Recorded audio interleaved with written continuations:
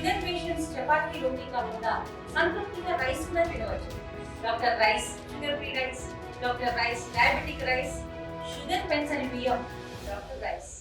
ఇందిరా మహిళా శక్తి అంటే ఏంటిది? ఆడవాళ్ళు లేకుండా సమాజం లేదు, ఆడవాళ్ళు లేకుండా సృష్టి లేదు. మరి అలాంటి సృష్టి అంటే సమాజాన్ని సృష్టిస్తున్నటువంటి మహిళ నే ఈ దేశంలో, ఈ సమాజంలో, ఈ భూమి మీద అత్యంత శక్తివంతురాలు. ఆ శక్తివంతురాలుగా పేరుగాంచినటువంటి ఇందిరమ్మ ఈ రోజు మొన్న యుద్ధం జరిగితే ఏమైందో తెలియదు కానీ ఆనాడే ఇందిరమ్మ పాకిస్తాన్ పాతరేసినటువంటి శక్తివంతురాలు, ఉక్కు మహిళ, దేశాన్ని ఒంటరి మహిళగా ఉండి, ఒక వితంతురాలుగా ఉండి, భర్త లేకుండా ఒంటరిగా ఉండి ఈ దేశాన్ని ఏలినటువంటి చరిత్ర ఇందిరమ్మ చరిత్ర. వితంతు మహిళగా ఉండి అంటే ఆమె అనేక కష్టాలు, విమర్శలు, ఇబ్బందులు, అనేక కష్టాలు ఎదుర్కొన్నా కూడా ఉక్కు మహిళగా పేరుగాంచింది. ఆమె పేదల కోసం ఇందిరమ్మ ఇల్లులు, అసైన్డ్ భూములు, మహిళా సంక్షేమం, ఇవాళ అంగన్వాడీ సెంటర్లు కూడా మహబూబ్నగర్ జిల్లాలో ఆమె మొట్టమొదట ఇందిరమ్మ ప్రారంభించడం జరిగింది. సో ప్రతి మహిళ ఒక శక్తివంతురాలైనటువంటి మహిళగా ఎదగాలి అనేది మా అక్కలు 4 సంఘ సభ్యులు ఉంటారు. దీని మీద 20,000 30,000 ఖర్చు పెట్టాల్సి వస్తుంది. టెంట్ అంతా కలిసి ఇంకెక్కువ. ఆ వర్క్ మీరు ఇస్తే అవరోజు మీరు పని చేసుకుంటే మీ దగ్గర ఒక కనీసం 5-6 వేలైనా మిగులుతాయి. అట్లా మీకు మిగలాలని ఇప్పుడు గోదాములు కూడా, మిల్లులు, గోదాములు, పెట్రోల్ బంకులు, సోలార్ లైట్లు, కుట్టు మిషన్లు, వర్కులు ఇవన్నీ కూడా ఇచ్చేది మీరందరూ సంతోషంగా ఎదగాలి అని. కాబట్టి మహిళా సంఘంలో దయచేసి మా వివో సంఘం సభ్యురాళ్ళకు కూడా మీ జీతాల సమస్య మాకు వదిలేయండి, మేము ఖచ్చితంగా అది ఆలోచిస్తా ఉన్నాం.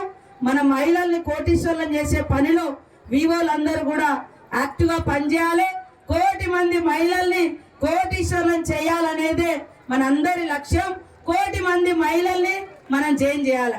ఇవాళ వాళ్ళకు ఒక తోడు, ఒక నీడ, ఒంటరి మహిళ కన్నీళ్లు పెట్టుకుంటుంటే ఎవరు లేరు నాకు దిక్కు అనే బాధ ఉండొద్దంటే ఇగో ఇట్లా మహిళా సంఘంలో సభ్యురాలు ఉండాలి. ఆమె కష్టం వస్తే మనకు మహిళా సంఘం ఉంది, నా బాధ అయినా నా కష్టమైనా నేను ఈ అక్కలతో చెప్పుకుంటా అనే ధైర్యాన్ని ఇచ్చేది. ఒక సామెత ఉండేది వెనుక అనేటోళ్ళు మగోళ్ళు ఆడోళ్ళు ఎక్కడ కలిసి ఉండరా అని. కానీ ఈ రోజు మన సంఘంలో 67 లక్షల మంది సభ్యులు ఉన్నారు మహిళలు. ఇక్కడ ఇన్ని వేల మంది కూర్చున్నారు. ఇది మన ఐక్యత, ఇది మన శక్తి.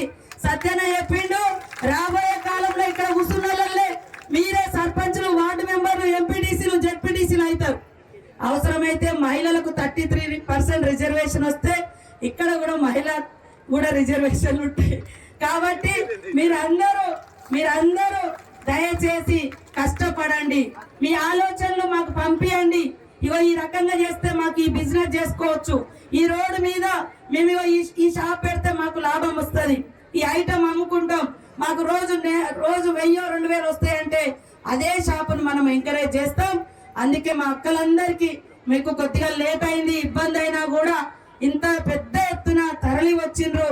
మీరందరూ సంతోషంగా ఉండాలి, 4 రూపాయలు మీ చేతిలో ఉండాలి. ఇదే మా ప్రభుత్వ లక్ష్యము, ఇదే మన రేవంత్ అన్న ఆశయము, ఇదే సత్యన్న ఆలోచన.